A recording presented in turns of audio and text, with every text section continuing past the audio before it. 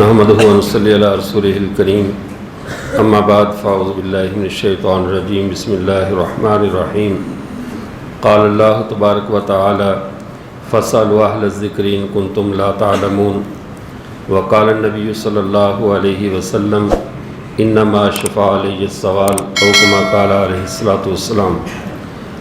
آج کی نشست میں چونکہ کوئی بیان مقصود نہیں ہے، بلکہ ہمارے معاشرے میں اٹھتے ہوئے ذہنوں میں بہت سارے ایسے سوالات ہیں جو سوال اٹھانے والے ہیں انہوں نے ہماری نئی نسل کو یہ باور کرا دیا ہے کہ ہمارے یہ سوال بالکل لاجواب قسم کے سوال ہیں، اور ہمارا نوجوان غلطی کے ساتھ اس پروپیگنڈے کا شکار ہو چکا ہے کہ شاید سوال اٹھانے والوں نے جس محنت اور اخلاص کے ساتھ اتنے سوالات اٹھائے اور صحابہ اور اہل بیت اور ہمارے ماضی کو مشکوک کرنے کی کوشش کی ہے، شاید اس مسئلے کا کوئی حل نہیں ہے۔ علم کلی کا دعویٰ مجھے بھی نہیں، میں بھی ایک طالب علم ہوں۔ جو سوالات آپ حضرات لکھیں گے اللہ کے دیے ہوئے کچھ علم میں سے آپ حضرات کے ساتھ انشاءاللہ تبادلہ خیال کروں گا، اور جب یہ گفتگو ہوگی انشاءاللہ جس سوال کا جواب مجھے آتا ہوگا میں بلا جھجک اس کا جواب دوں گا، اور جس کا جواب نہیں آتا ہوگا بلا جھجک کہہ دوں گا اس کا فی الحال مجھے جواب معلوم نہیں ہے، اس لیے کہ غلط رہنمائی نہ کرنا بہتر ہے۔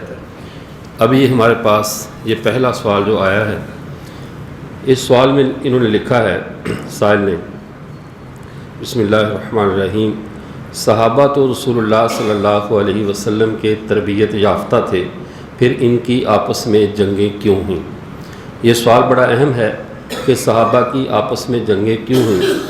یہ ان کے کامل الایمان ہونے کی وجہ سے آپس میں جنگیں ہوئیں۔ اتنے زیادہ کامل الایمان تھے اور اللہ اور اللہ کے رسول کی محبت میں اتنا زیادہ وہ لوگ فنا تھے کہ جس کا تھوڑا سا عمل بھی شریعت سے ہٹا ہوا یا اپنے اجتہاد کے مطابق یہ سمجھتے تھے کہ فلاں صحابی خلاف شریعت عمل کر رہا ہے، اس پر انہیں بہت زیادہ غصہ آتا تھا، کیونکہ جتنا آدمی کا ایمان کامل ہو خلاف شرع امور پر اس کو اتنی ہی زیادہ غیرت اور اتنا ہی زیادہ غصہ آتا ہے۔ صحابہ کرام رضوان اللہ تعالیٰ علیہم اجمعین، ان کی ذاتیات کی بنیاد پر آپس میں کوئی لڑائی نہیں تھی۔ اس کی آپ ایک چھوٹی سی مثال سمجھیں۔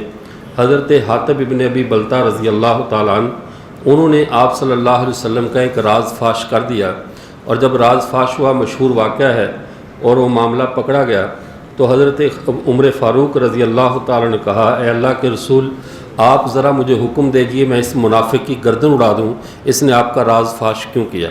اب آپ دیکھیے حضرت عمر گردن اڑانے کی اجازت مانگ رہے ہیں، انہیں منافق بھی کہہ رہے ہیں، یہ اتنا غصہ کیوں آیا کہ انہوں نے اللہ کے رسول کا راز فاش کیا ہے؟ لیکن حضرت اللہ کے نبی نے آگے سے کیا جواب دیا؟ ناراض نہیں ہوئے، فرمایا عمر یہ صحابہ بدر میں سے ہے، اور بدریوں کے بارے میں اللہ نے خود فیصلہ کر دیا ہے، اعملوا ما شئتم، جو کچھ تم نے کرنا ہے کرو، ان کا کوئی گناہ نہیں لکھا جاتا، اس لیے عمر اپنے غصے کو ٹھنڈا کرو۔ اس سے پتہ چلا حضرت عمر کا غصہ آنا اللہ اور اللہ کے رسول کی محبت کی وجہ سے تھا۔ اب جو صحابہ کی آپس میں جنگیں ہوئیں، صحابہ کے یہ کامل الایمان ہونے کی دلیل کیوں ہے؟ ان کو پتہ تھا حالانکہ وہ اسلام کی پہلی جماعت ہے، اگر یہ آپس میں لڑ کر ختم ہو گئے تو اسلام کا نام لیوا کون ہوگا؟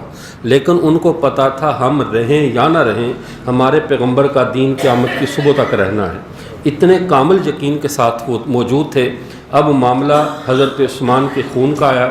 اس معاملے میں حضرت معاویہ رضی اللہ تعالیٰ کا وہی موقف تھا کہ اللہ کے نبی صلی اللہ علیہ وسلم نے جس طرح صلح حدیبیہ کے موقع پہ حضرت عثمان کے صرف خون کی افواہ سن کر 1400 صحابہ سے موت کی بیعت لے لی تھی، تو اب تو واقعی خون ہو گیا ہے، تو اب اس کا انتقام کیوں نہ لیا جائے؟ حضرت علی کرم اللہ وجہہ کا جو موقف تھا وہ یہ تھا کہ بہت ساری حدود کو کسی نہ کسی وجہ سے مؤخر کر دیا جاتا ہے، علت کی وجہ سے اللہ کی حد کو مؤخر کیا جاتا ہے، اور یہاں پہ ایک مسئلہ ہے کہ خارجیوں نے مدینے کا ماحول ان باغیوں نے ایسا بنا دیا ہے کہ حق و باطل کی پہچان مٹ گئی ہے، اس لیے ذرا حد کو مؤخر کیا جائے تاکہ گرد بیٹھ جائے اور مجرم سامنے آ جائے، ہم ان پہ حد جاری کریں۔ اور حضرت علی رضی اللہ تعالیٰ کے پاس بڑی مضبوط دلیل تھی کہ جب حضرت عائشہ رضی اللہ تعالیٰ عنہ پہ تہمت لگی، اس تہمت کی وجہ سے جو حضرت حسان بن ثابت کو بھی حد قذف لگی، اور اس طرح حمنہ بنت جہش کو بھی حد قذف لگی، اور ابن مستح کو بھی حد قذف لگی، یہ صحابی رسول ہیں۔ اور جو اس سازش کا سرغنہ تھا اس تہمت کا، عبداللہ بن ابی، جب اس کو اللہ کے نبی صلی اللہ علیہ وسلم حد لگانے کے لیے مسجد میں تشریف لے کر گئے، حالانکہ وہ بھی حد قذف کا مجرم تھا، جب بات چلی، یہ بخاری اور دیگر کتب حدیث میں یہ واقعہ موجود ہے کہ جب ان سے کہا گیا کہ اس پہ حد لگائی جائے تو اس کے حامی قبائل اٹھ کر کھڑے ہو گئے، شور شرابہ اتنا ہوا کہ اس پہ حد نہیں لگائی جا سکی۔ اس حد کو امت مسلمہ میں شر کو روکنے کے لیے اس حد کو مؤخر کر دیا گیا۔ تو حضرت علی کا موقف یہ تھا کہ اس قصاص کی حد کو تب تک مؤخر کرو جب تک ہماری قوت دوبارہ بحال نہیں ہو جاتی۔ تو یہ دونوں طرف مجتہد تھے، دونوں طرف ان کا اجتہاد تھا، اور اپنے اپنے اجتہاد کی بنیاد پر لڑے۔ یہ رسول اللہ کی، اللہ کی بھی یہ وَإِن طَائِفَتَانِ مِنَ الْمُؤْمِنِينَ اقْتَتَلُوا، اللہ نے قرآن میں بھی اس جنگ کی خبر دی تھی، اس لیے نبی کی تربیت پہ انگلی نہیں اٹھائی جا سکتی۔ مشاجرہ، عربی میں صحابہ کی لڑائی کو اختلاف نہیں کہتے، صحابہ کی لڑائی کو جنگ نہیں کہتے، اسے مشاجرہ کہتے ہیں۔ مشاجرہ کہتے ہیں جیسے ایک شجر ہوتا ہے، اس کی ٹہنیاں آپس میں ٹکرائیں، کہہ رہے ہیں جو مشاجرہ ہو رہا ہے، ٹہنیاں آپس میں ٹکرا رہی ہیں۔ ٹہنیاں جتنا بھی ٹکرا لیں لیکن ان کا جو مڈ ہوتا ہے، ان کا جو تنا ہوتا ہے وہ ایک ہی ہوتا ہے۔ صحابہ آپس میں جتنا مرضی ٹکرا لیں، ان کا تنا رسول اللہ کی ذات ہے۔ اگر کوئی صحابہ پہ انگلی اٹھاتا ہے وہ در حقیقت تنے پہ انگلی اٹھاتا ہے۔ تو اس لیے صحابہ کا آپس میں لڑنا یہ تربیت کی کوئی فقدان کی وجہ سے نہیں تھا، بلکہ ان کے کامل الایمان ہونے کی وجہ سے تھا۔ بخاری شریف کی یہ دوسرا سوال ہے، بخاری شریف کی حدیث نمبر 2812، اس میں ہے کہ عمار کو ایک باغی جماعت قتل کرے گی، یہ انہیں اللہ کی طرف دعوت دے گا لیکن وہ اسے جہنم کی طرف بلائیں گے۔ باغی جماعت سے کون مراد ہے؟ یہ اس وقت کا کرنٹ ایشو بھی سمجھ لیں، یا بہت تیزی سے اس معاملے کو پھیلایا جا رہا ہے۔ پہلے اس مسئلہ کو سمجھیں۔ حضرت عمار بن یاسر رضی اللہ تعالیٰ عنہ یہ اس مبارک خاندان سے ہیں جس پورے خاندان کو اللہ نے چنا ہی شہادت کے لیے تھا۔ باپ یاسر بھی شہید، والدہ سمیہ بھی شہید، حضرت عمار کو بھی اللہ کے نبی نے بچپن ہی میں خبر دے دی کہ تو شہید ہوگا۔ جس بندے کے بارے میں اتنے معاملات طے شدہ ہوں تو کیا اگلی بات طے شدہ نہیں ہوگی کہ اسے شہید کون کرے گا؟ اب اگلی بات سمجھے، ہوا یہ تھا، یہ کتاب ہے علامہ محمد بن یوسف الصالحی کی کتاب ہے، اس کے اندر انہوں نے ایک اس پوری حدیث کو لکھا۔ اصل میں امام بخاری رحمۃ اللہ علیہ کا ایک مزاج گرامی ہے، یہ تقطیع حدیث کرتے ہیں، پوری حدیث میں سے ایک ٹکڑا نقل کر دیتے ہیں، بقیہ ٹکڑے دوسری جگہ پہ نقل کر دیتے ہیں۔ ان کو نہیں پتہ تھا کہ بعد میں آنے والے اتنے غلط فہمی کا شکار ہو جائیں گے کہ ایک ہی حدیث کا ٹکڑا اٹھا کر پورا ایک مسلک یا فرقے کی بنیاد رکھ لیں گے۔ چونکہ وہ دیانتدار لوگ تھے، انہوں نے اپنے جیسے ہی سب کو سمجھا۔ اب اصل پوری حدیث کیا ہے؟ اللہ کے نبی صلی اللہ علیہ وسلم جب مسجد نبی کی تعمیر ہو رہی تھی، عمار بن یاسر چھوٹے بچے تھے، اور یہ کیا کرتے، مسجد سے دوسرے صحابہ ایک ایک اینٹ اٹھا کر لاتے، یہ دو اینٹیں اٹھا کر لاتے تھے۔ اللہ کے نبی نے دیکھ لیا، ان کا اپنا ایک ذہن تھا کہ میں ایک اینٹ اللہ کے نبی کی طرف سے لگاتا ہوں، اٹھاتا ہوں، ایک اپنی طرف سے اٹھاتا ہوں، تاکہ میرا بھی ثواب ہو اور میرے نبی کا بھی ثواب ہو۔ تو یہ ایک محبت کا انداز تھا، بچے تھے۔ جب اللہ کے نبی نے دیکھا تو انہوں نے پہلے شکایت کر دی صحابہ کی، اور بڑے ایک محبت کا ماحول تھا، رسول اللہ باپ کی حیثیت سے ہے، یہ ساری اولاد ہے۔ فرمایا مالی و صحابہ کا یا رسول اللہ، اے اللہ کے رسول آپ کا اور آپ کے صحابہ کا کیا معاملہ ہے؟ انا صحابہ کا یریدون قتلی، آپ کے صحابہ تو مجھے قتل کرنا چاہتے ہیں۔ یہ کتاب سبل الہدی والرشاد کی 3 جلد کے اندر صحیح سند کے ساتھ موجود ہے۔ فرمایا انا صحابہ کا یریدون قتلی، آپ کے صحابہ مجھے قتل کرنا چاہتے ہیں۔ فرمایا وہ کیسے؟ فرمایا یحملون لبنتن لبنتن ویحملون علی لبنتن لبنتن، خود ایک ایک اینٹ اٹھاتے ہیں اور مجھے دو اٹھوا رہے ہیں، مجھے مارنا چاہتے ہیں۔ آپ صلی اللہ علیہ وسلم نے ایسے جیسے بچے کو پکڑا اور کان پہ ایسے ٹھولا مارا جاتا ہے نا، ایسے اس کے کان کو ایسے جھاڑا، یا وفرا، یہ بالوں کی جو پیچھے والے بال ہیں ان کو جھاڑتے ہوئے کہا ہؤلاء بالذین لیسوا بالذین یقتلونک، میرے یہ صحابہ تیرے قاتل نہیں ہوں گے۔ اللہ کے رسول نے سارے صحابہ کو قتل کے جرم سے سائڈ پہ نکال دیا۔ فرمایا ہؤلاء لیسوا بالذین یقتلونک، میرے یہ صحابہ تیرے قاتل نہیں ہوں گے، انما تقتلک فئۃ الباغیہ، تجھے ایک باغی جماعت قتل کرے گی۔ اب آپ دیکھیے یہاں علماء کرام کا احباب علماء موجود ہیں، فیعۃ الباغیہ یہ موصوف صفت مل کر فاعل بن رہا ہے تقتلوا کا، اور عربی کا ضابطہ یہ ہے کہ فاعل پہلے ہوتا ہے، فعل بعد میں ہوتا ہے۔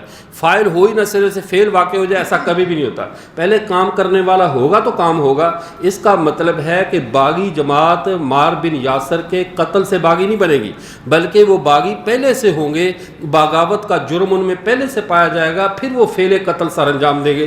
تو پہلے سے باغی کون سے ہیں؟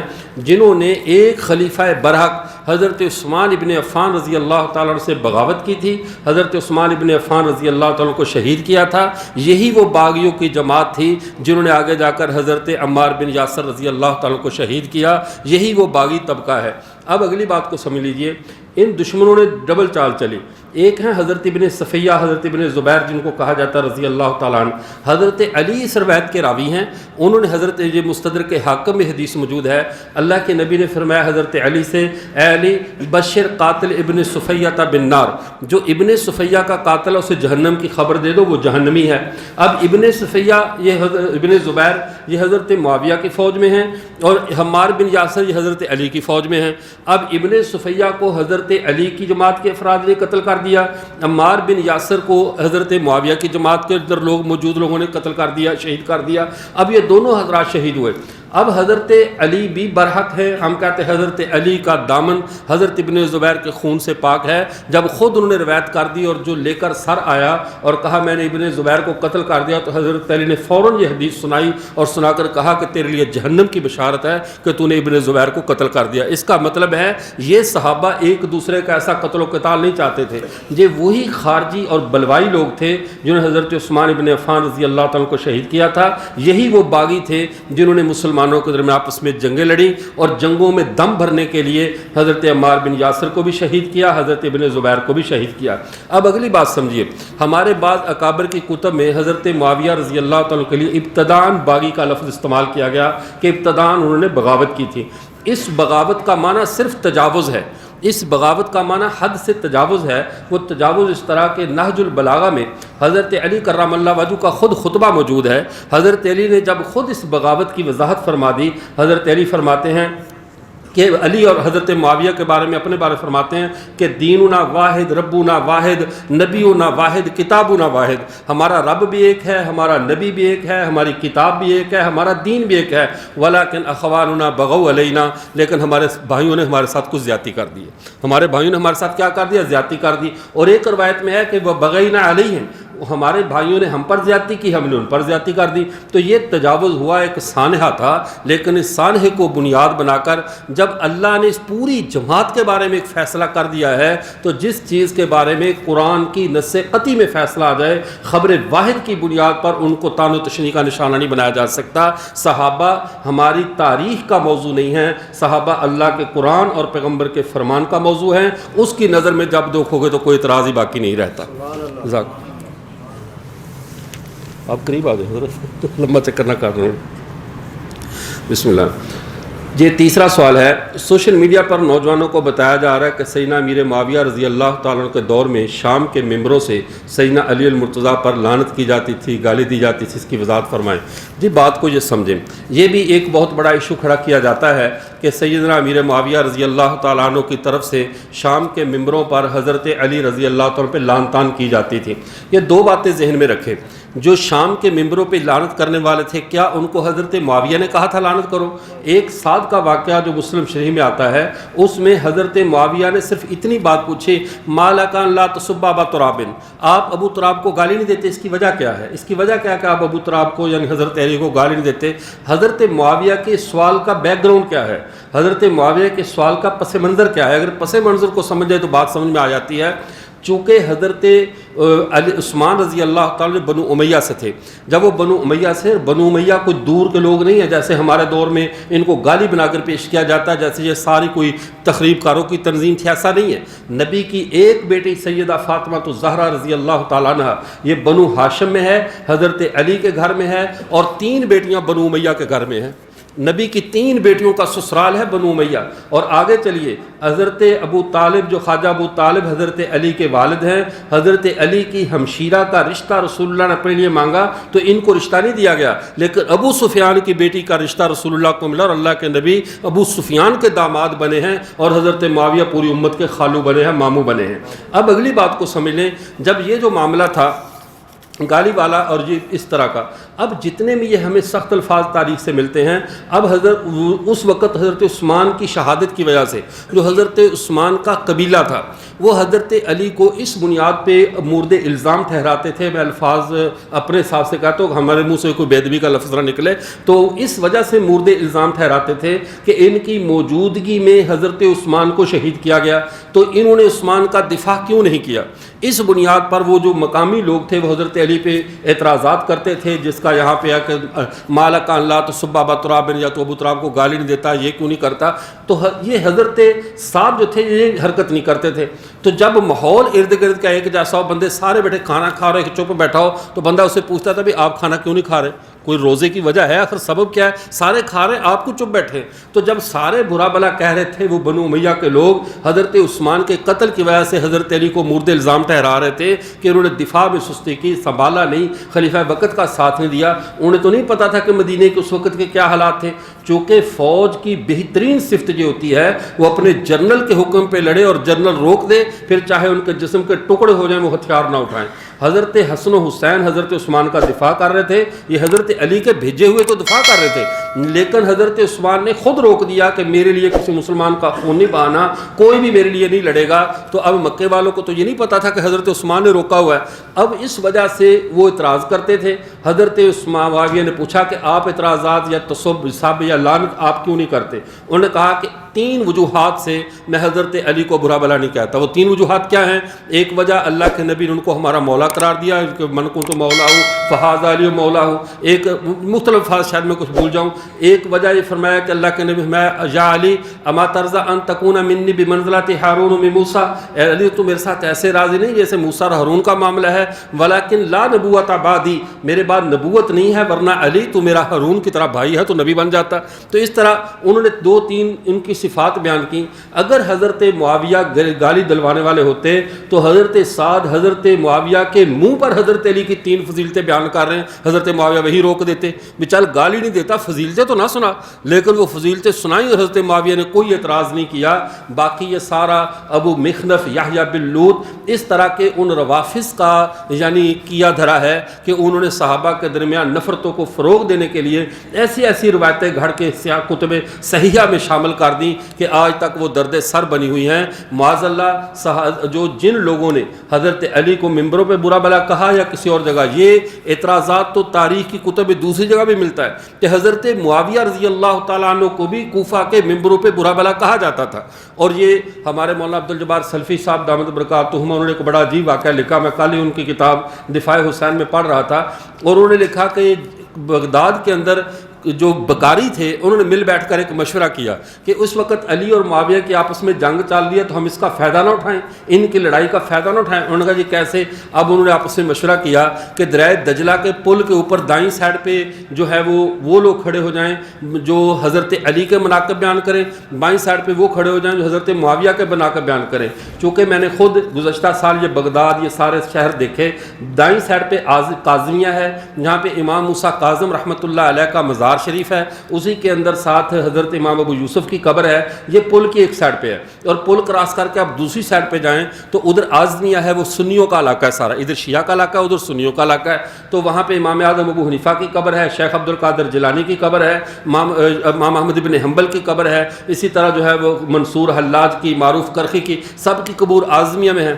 اب بکاریوں نے مشورہ کیا کہ ادھر کھڑے ہو کر شیعوں والی سائڈ پہ ہم فضائل بیان کیا کریں گے علی کے اور تنقید کیا کریں گے معاویہ پہ، اور ادھر والے فضائل بیان کیا کریں گے معاویہ پہ، تنقید کیا کریں گے علی کے. سنیوں سے پیسے وہ کھاتے اکٹھے کرتے رہتے، شیعوں سے یہ اکٹھے کرتے رہتے، اور شام کو پل کے نیچے بیٹھ کر سارے برابر تقسیم کر لیتے آپس میں مشورے کے ساتھ. یعنی الو بنا کے رکھا ہوا تھا دونوں طبقوں کو ان پیشہ ور ذاکرین واعظین اور خطباء نے. آج بھی وہی صورت چل رہی ہے، عوام کو بیوقوف بنانے کے لیے تاریخ کا وہ وہ کچرا کہاں کہاں سے اٹھا کر لا کر کہا صحابہ یہ کرتے تھے وہ کرتے تھے. حاشا و کلا آپ خود سوچو نبی کی تربیت یافتہ جماعت سے یہ امید ہو سکتی ہے؟ ہماری حفظ کی کلاس کا بچہ دوسرے کو گالی دے تو وہ چھپتا پھرتا ہے کہ استاد کے ہاتھوں میں نہ چڑھ جاؤں. 1400 سال کے بعد یہ حال ہے. لیکن اگر اس دور میں ہوا بھی ہے ایسے کوئی الفاظ ہمیں ملتے بھی ہیں تو اس کی وجہ میں نے بتا دی کہ جس کا تزکیہ اللہ اور اللہ کا رسول کر دے, جن کی تعدیل اللہ اور اللہ کا رسول کر دے, اس کے بعد خبر واحد یا اس طرح کی روایات کو بنیاد بنا کر ہم ان کے اخلاقیات پہ انگلی نہیں اٹھا سکتے. یہ ہمارا اہل سنت والجماعت کا موقف ہے. جی نوجوانوں کو بتایا جا رہا ہے کہ جو بیعت حضرت حسن نے حضرت امیر معاویہ کے ہاتھ پہ کی ان کی شرائط پوری نہیں کی گئیں. اگر بیعت پر کوئی شرط تھی تو وہ کون سی تھی اور پوری ہوئی یا نہیں ہوئی؟ یہاں پہ جو حضرت معاویہ رضی اللہ تو دیکھو ان لوگوں کی آپس کی محبت, وہ ہمارے ہاں ایک نا سریکی کے اندر کہاوت ہے کہ ڈاچی دا ہک کو ٹیڈی دے کے توڈی کے دو ڈو کو, وہ سریکی مجھے وہ لفظ پورا نہیں آ رہا کہ اونٹنی 1 کلومیٹر چلتی ہے اور اس کا بچہ 2 کلومیٹر چلتا ہے. وہ کیوں؟ کیونکہ اونٹنی سیدھا جانا ہوتا ہے اور بچے نے کبھی دائیں جانا کبھی بائیں جانا کبھی آگے کبھی پیچھے, تو اس کی ماں جو 1 کلومیٹر کرتی ہے بچے کا تب تک 2-3 کلومیٹر ہو چکا ہوتا ہے. جن کا اصل معاملہ ہے ان کا سفر کم ہے, ان کا جھگڑا کم ہے. جب پتہ چلا حضرت حسن کا اور حضرت معاویہ کی صلح کا تو انہوں نے حضرت حسن نے کچھ شرائط لکھ کر بھیجی. اتنی دیر میں حضرت معاویہ رضی اللہ تعالی نے سفید کاغذ پہ دستخط کر کے وہ شرائط بھیج دیا حضرت حسن کو کہ میرے بھتیجے سے جا کر کہو یہ میں نے دستخط پہلے کر دی ہے, اس کے اوپر جو تو لکھے گا وہ مجھے قبول ہے. امت کا جھگڑا ختم ہو جائے, جو تو لکھے گا مجھے قبول ہے. یہ وہی لوگ ہیں عین حالت جنگ میں جب جنگ صفین ہو رہی تھی, بلال رومی بادشاہ نے حضرت علی کی طرف میلی نظر سے دیکھا, دارالخلافہ پہ قبضہ کرنے کا سوچا. البدایہ والنہایہ میں یہ عبارت موجود ہے. حضرت معاویہ نے اس کو جوابی خط لکھتے ہوئے کہا اور رومی کتے یا وہ رومی لعنتی, یہ 2 الفاظ الگ الگ ہیں 2 الگ روایتوں کے ساتھ, کہ اگر تو نے حضرت علی اور ان کی بلاد اور شہر کی طرف میلی آنکھ سے بھی دیکھا تو میں معاویہ بن ابی سفیان سب سے پہلے علی کا سپاہی بن کر تیرا سامنا کروں گا. تجھے میں حضرت علی کے شہر کی طرف میلی آنکھ سے دیکھنے بھی نہیں دوں گا, میں تیری آنکھیں پھوڑ کے رکھ دوں گا. یہ آپس کے جھگڑے میں بھی ان کی اتنی محبت ہے. اور 1400 سال بعد کی نفرتوں کی انتہا دیکھیے. اب شرائط طے ہوئی, انہوں نے شرائط نہیں اس کو نصیحتیں کہہ سکتے ہیں, انہوں نے نصیحتیں کی اس چیز کا لحاظ کرنا اس کا لحاظ کرنا ان چیزوں کا. اب یہ شرائط بھی سند صحیح سے کہیں بھی ثابت نہیں ہے. لوگوں سے سند کا مطالبہ کرنا اور خود ایسی بات کرنا جس کا سند میں کوئی وجود نہ ہو, سند صحیح سے یہ شرائط اس طرح ثابت نہیں. کہتے ان کو پورا نہیں کیا گیا. سوال یہ ہے کہ اگر ان کو پورا نہیں کیا گیا تو اختلاف کا حق انہیں ہے یا مجھے اور آپ کو ہے؟ بولے جس حسن کو تم کہتے ہو ان حضرات کو اللہ کے معمور من اللہ ہیں, تو اب ایسے شخص کے ہاتھ میں انہوں نے خلافت دے دی ایسے, اور پھر حضرت حسین بغاوت کر دیتے.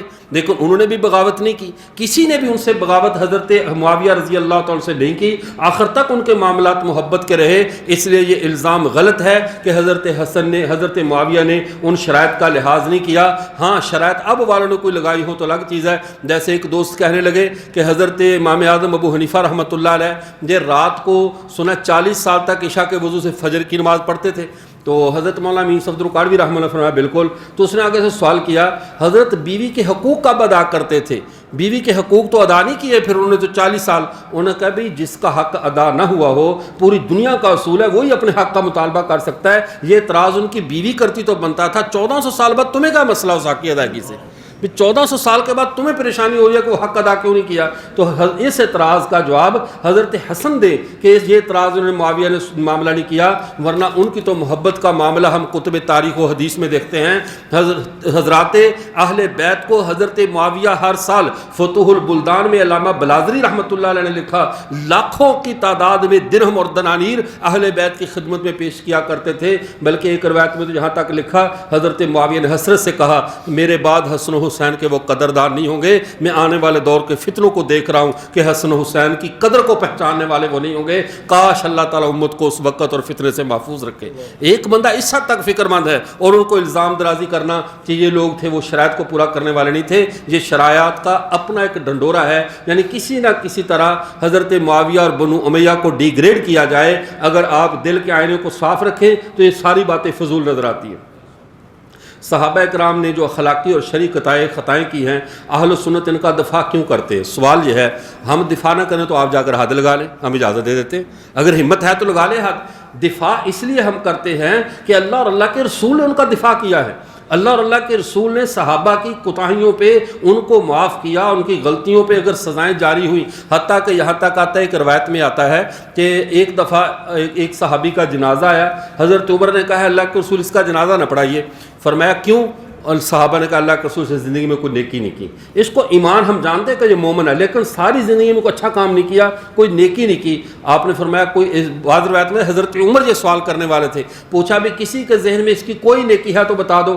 ایک صحابی نے کہا اللہ کے رسول ایک جنگ میں ہم واپس آ رہے تھے، اس صحابی نے صرف ہمارا پہرا دیا تھا ایک رات کو، اس کے بعد ہمیں کوئی نیکی کا نہیں پتا. آپ صلی اللہ علیہ وسلم نے فرمایا اس نے چونکہ میرے صحابہ کا پہرا دیا تھا، اللہ کے نبی نے جنازہ پڑھا، اپنے ہاتھوں سے قبر میں اتارا اور اپنے ہاتھوں سے مٹی کو ڈالتے ہوئے کہا انا صحابہ کا یظنون، تیرے ساتھی یہ گمان کرتے ہیں بانک من اہل النار، کہ تو جہنمی ہے، وانا اشہد، میں گواہی دیتا ہوں انک من اہل الجنہ، کہ تو جنتی ہے، تو جہنمی نہیں ہے، تو نے میرے صحابہ کا پہرا دیا. تو جب صحابہ کا ایک رات پہرا دینے والا جنتی ہو جاتا ہے تو ہم تو اپنی جنت کی لالچ میں صحابہ کا دفاع کرتے ہیں. جو اگر صحابہ سے خطائیں ہوئی ہیں، صحابہ سے اگر غلطیاں ہوئیں، خلاف، ہم نے کب کہا صحابہ معصوم عن الخطا ہیں؟ معصوم عن الخطا یہ صرف اور صرف مقام انبیاء کا ہے. صحابہ کو ہم صرف محفوظ کہتے ہیں. محفوظ کا مطلب محفوظ عن الخطا نہیں ہے کہ صحابہ سے خطا ہو نہیں سکتی. محفوظ کا مطلب یہ ہے محفوظ عن مواخذۃ الاخرویہ، صحابہ جو بھی کیا قیامت کے دن اللہ ان سے نہیں پوچھے گا تم نے کیوں کیا، اللہ ان سے نہیں پوچھے گا، ان سے مواخذہ نہیں ہوگا. چونکہ جب اللہ نے کہا اعملوا ما شئتم، جو کرنا ہے کرو، جس کے پاس عدالت میں کیس ہے وہ خود کہہ رہا ہے جو مرضی کرو. اللہ کے نبی صلی اللہ علیہ وسلم فرما رہے ہیں اللہ نے تو، اب حضرت عثمان کو دیکھیے، میدان جنگ تبوک میں غالباً اپنا مال اتنا لے کر آئے، اللہ کے نبی نے ان کے سامان جو جنگ کے لیے دیا تھا اپنے ہاتھوں میں پکڑ کر کہا ما ضر عثمان ما عمل بعد اليوم، اے عثمان آج کے بعد تو جو بھی کام کرے تیرا کوئی کام تجھے نقصان نہیں دے گا، تیرا فائدہ ہی فائدہ ہے. اللہ کے نبی سند دے رہے ہیں. اب بعد میں اٹھ کر کوئی کہے اس نے یہ کر دیا وہ کر دیا، حضرت عثمان پہ انگلیاں اٹھائے، ہم کہتے ہیں نبی کا فیصلہ آنے کے بعد ہم کسی انگلی اٹھانے والے کی طرف نہیں دیکھتے. صحابہ کے بارے میں رب کا فیصلہ آ گیا، ہم صحابہ کا دفاع نہیں کرتے، در حقیقت ہم اللہ کے قرآن کا دفاع کرتے ہیں. اللہ کے قرآن انہیں مفلحون کہہ دیا، راشدون کہہ دیا، انہیں رضی اللہ عنہ ورضوا عنہ کہہ دیا. تو ہم تو قرآنی سندوں کا تحفظ کرتے ہیں، کسی شخصیت کا تحفظ نہیں کرتے. ہاں ان سندوں کا مصداق چونکہ وہ جماعت ہے نبی کا خاندان، نبی کے اہل بیت، ہم ان کی تحفظ، ان کے اعتراضات کے سامنے سینہ تان کر کھڑا ہونا اپنی نجات کے لیے کرتے ہیں. ہمارے دفاع سے ان کا کوئی فائدہ نہیں ہے. ہم نہ دفاع کریں تو کیا ابو بکر خلیفہ اول اب نہیں رہے گا؟ بولے بھائی، اگر ہم دفاع چھوڑ دیں تو عمر فاروق جو ہے وہ صحابیت کی صف سے نکل جائے گا. یہ دفاع ہماری اپنی انویسٹمنٹ ہے، اپنی آخرت کا سودا ہے. جو برباد کرنی آخرت کر لے، جو بچانا چاہتا ہے ان کا دفاع کر لے بس. ہاں سوال حضرت عمر رضی اللہ تعالیٰ، بھئی آپ بور تو نہیں ہو رہے؟ جزاک. حضرت عمر رضی اللہ وصیت لکھوانے دی اور حسبنا کتاب اللہ کہہ کر کیوں روک دیا؟ یہ بڑا حدیث کرتاس کا بڑا مشہور سوال ہے. میں نے کلاس کا امتحان لیا، کلاس کو سبق پڑھایا، سبق پڑھاتے ہوئے میں نے پھر بعد میں امتحان لینا میرا حق ہے یا نہیں استاد کا؟ بولو بھئی. اللہ نے وَعَلَّمَ آدَمَ الْأَسْمَاءَ كُلَّهَا، اللہ نے آدم کو پہلے سارے نام سکھائے، پھر امتحان اللہ نے بھی لیا. اب موجب کبیر طبرانی کی حدیث ہے، آپ صلی اللہ علیہ وسلم نے خود فرمایا، اور اس حدیث کے راوی بھی حضرت علی ہے، فرمایا حضرت علی رضی اللہ عنہ سے آپ صلی اللہ علیہ وسلم نے کہ ان قریب تمہارے اوپر فتنوں کی بارش ہونے والی ہے، ان قریب تمہارے اوپر گمراہی کے سارے دروازے کھول دیے جائیں گے، فتنے اور گمراہی. حضرت علی نے پوچھا یا رسول اللہ اس سے نجات کا طریقہ کیا ہے، اس سے بچنے کا طریقہ کیا ہے؟ آپ صلی اللہ علیہ وسلم نے کتاب اللہ، بچنے کا صرف طریقہ اس وقت تمہارے ہاتھ میں اللہ کی کتاب ہوگی. اللہ کی کتاب، اس کے اندر فیہا احکام ما کان قبلکم واحکام فیما بینکم، جو تمہارے اندر باتیں ہیں اس کے احکام بھی ہیں، خبر فیما قبلکم، جو پہلے لوگ گزر چکے ان کی خبریں بھی ہیں، اس میں حلال و حرام کی حدود ہیں، سارا کچھ اللہ کی کتاب میں موجود ہے. یہ کتاب تمہیں فتنوں سے بچائے گی. یہ سبق کس نے پڑھایا؟ اللہ کے نبی نے. اور جاتے ہوئے اللہ کے نبی کا حق تھا کہ نہیں امتحان لیں؟ اللہ کے نبی نے وفات سے قبل جب تکمیل کا اعلان ہو چکا، الیوم اکملت لکم دینکم، اس کا 9 ذی الحج کو اعلان ہوا، اعلان کے بعد دین مکمل ہو گیا. اب اللہ کے نبی کے جانے کا وقت قریب ہے. اب اللہ کے نبی نے بطور امتحان صحابہ سے پوچھا کہ بھئی لاؤ میں تمہیں اکتب لکم کتاب لن تضلوا بعدی، میں تمہیں ایسی کتاب لکھ کر دے دوں، ایسا وصیہ لکھ کر دے دوں، ایسا صفحہ لکھ کر دے دوں، میرے بعد تم گمراہ نہ ہو جاؤ. یہ سوال تھا، پیپر تھا کہ میرا جو پہلا سبق پڑھایا نے یاد ہے یا نہیں، کہ جب گمراہی ہو، فتنے ہوں، کون سی چیز بچانے والی ہے؟ تو اللہ کے نبی نے جب سوال کیا، قربان جائیں صحابہ پر وہ کیسے کامیاب ہوئے، فوراً وہ سبق سنا دیا، حسبنا کتاب اللہ، اے اللہ کے رسول آپ نے سوال اور جواب ہمیں خود پہلے پڑھایا ہوا ہے، فتنوں کی بارش ہوگی تو بچنے کا طریقہ صرف اللہ کی کتاب ہے، اور اب آپ کہہ رہے ہیں گمراہی سے بچانے کے لیے میں لکھ کر دیتا ہوں؟ نہیں اللہ کے رسول آپ کا وہ جواب کافی، حسبنا کتاب اللہ، ہمیں اللہ کی کتاب کافی ہے۔ بات سمجھ میں آئی؟ اب اسی بخاری کی روایت پہ جاؤ، اللہ کے نبی کے پرسنل سیکرٹری کون ہے لکھنے والے؟ حضرت علی رضی اللہ تعالیٰ عنہ۔ قلم مانگا ہی حضرت علی سے گیا تھا، کاپی مانگی حضرت علی سے گئی تھی، اگر نہیں دیا تو یہ اعتراض حضرت علی پہ ہے، حضرت علی عمر پہ تو بنتا بھی نہیں ہے، اس لیے کہ سیکرٹری سے کہا جاتا ہے لاؤ اور لکھو، ورنہ اگر اللہ کے رسول نے کہا تھا اکتب لکم کتابا، میں تمہیں کتاب لکھ کر دیتا ہوں، تو پیچھے قرآن اللہ کا کہہ رہا لا تخطہ بیمینک، محمد صلی اللہ علیہ وسلم کو تو ہم نے ہاتھ سے لکھنا سکھایا نہیں ہے۔ اگر اس حدیث کو درست مانے تو اللہ کے قرآن کا انکار لازم آتا ہے، اللہ کے قرآن کا انکار لازم آتا ہے۔ اللہ کے نبی نہیں لکھا پڑھا کرتے تھے، بلکہ لکھنے پڑھنے کا کام اللہ کے نبی کے سیکرٹری حضرت علی کیا کرتے تھے۔ یہ سوال حضرت علی سے بنتا ہے، حضرت علی نے 2 موقع پہ انکار کیا، 2 موقع پہ۔ ایک موقع پہ جب جنگ خیبر میں، جنگ صلح حدیبیہ کے موقع پہ عروہ بن مسعود ثقفی نے کہا تھا اے اللہ کے رسول آپ کے نام کے ساتھ جو محمد کا رسول اللہ لکھا ہے اس کو مٹا دو، ہم نہیں مانتے۔ اللہ کے نبی نے حضرت علی سے کیا کہا عمہ یا علی، علی سے رسول اللہ کے لفظ کو مٹا دو۔ حضرت علی نے کہا اللہ کی قسم اللہ کے رسول میں نہیں مٹاؤں گا۔ کیوں؟ علی کے جو دل میں ہوتا ہے وہی علی کا ہاتھ کرتا ہے، علی تقیہ نہیں کرتا کہ دل میں ہو محمد رسول اللہ اور ہاتھ رسول اللہ کو مٹا رہے ہوں۔ علی کے ظاہر اور باطن میں کوئی فرق نہیں ہے، علی ظاہر اور باطن پاک شخص ہے، وہی کرے گا جو اس کے دل میں ہے۔ علی کا ایک انکار امت کے کروڑوں اقراروں سے زیادہ وزنی ہے۔ اللہ کے رسول نے کہا علی معاذ تو میرا حکم نہ مان کر گمراہ ہو گیا، میں خود نبی تجھے کہہ رہا ہوں مٹاؤ، اور وہ کہہ رہا اللہ کے رسول میں نہیں مٹاؤں گا۔ یہ حدیث بخاری میں موجود ہے یا نہیں؟ موجود ہے۔ اب اللہ کے نبی کے سامنے بیٹھ کر، اور دوسرا موقع یہ تھا جب کاغذ مانگا گیا، اب حضرت علی نہیں اٹھے، نہیں بھی جب کتاب موجود ہے تو اب حضرت عمر نے ان کا بھرم رکھا یہ کہہ کر کہ حسبنا کتاب اللہ، علی سے ناراض نہ ہو، اللہ کے نبی یہ امتحان لے رہے ہیں کہ ہمارے لیے اللہ کی کتاب کافی ہے، چلو مان لیا۔ اس وقت نہیں لکھوانے دیا، کیا اسی وقت اللہ کے نبی دنیا سے پردہ فرما گئے تھے؟ بعد میں اتنے دن دنیا میں حیات رہے، دنیا میں موجود رہے، پھر کسی وقت جب عمر موجود نہیں تھے، دوسرے موجود نہیں تھے، تب بلا کر لکھوا دیتے۔ اس سے پتہ چلا وہ سوال جواب بطور امتحان کے تھا۔ صحابہ تو سوال کا جواب دے کر امتحان میں ہو گئے کامیاب، ہم وہ سوال لے کر ابھی تک ناکامی کے چکروں میں پڑے ہوئے ہیں۔ اللہ ہدایت نصیب فرمائے۔ جی حضرت علی کو معلوم تھا کہ حضرت یہ سوال ہے، گنتی مجھے یاد نہیں کتنا ہے، حضرت علی کو معلوم تھا کہ حضرت عثمان کو بلوائیوں نے شہید کیا ہے، پھر اس کے باوجود حضرت علی نے بلوائیوں کو اپنی فوج میں کیوں رکھا؟ سوال یہ ہے اس وقت کی حالت ہمارے سامنے نہیں ہے، جس تکلیف میں ان حضرات نے وہ کام کیا، ریاست کو سنبھالا، حضرت علی کو بہت چمکھی جنگ لڑنی پڑی، اس لیے کہ ایک مدینے کے شہر رسول کا تقدس، پھر اللہ کے نبی کی یہ پیشین گوئی کہ جب امت میں ایک دفعہ تلوار نکل آئے گی پھر یہ تلوار رکھی جانے والی نہیں ہے۔ اور اس وقت چونکہ جو عینی موقع کے گواہ تھے ان میں سے کنانہ بن بشر، سودان بن احمر اور عمر بن الحمق، یہ 3 آدمی جن کے بارے میں مشہور تھا یہ دیوار پھلانگ کر اندر گئے، انہوں نے حضرت عثمان کو شہید کر دیا۔ اور جب حضرت معاویہ کا سفیر آیا تھا کہ آپ کی فوج میں سے کچھ لوگوں نے جنہوں نے حضرت علی کو قتل کیا، آپ ان کو قصاصاً قتل کر دو، جھگڑا ختم، تو حضرت علی اپنی فوج کے پاس آئے اور آ کر بتاؤ بھی کون کون حضرت عثمان کے خون میں ملوث ہے؟ 2000 بلوائیوں نے ہتھیار اٹھا کر کہا ہم نے حضرت عثمان کو مارا ہے۔ یہ بدبخت طبقہ وہ تھا، انہوں نے حضرت عثمان کے مارنے پہ فخر نہیں کیا۔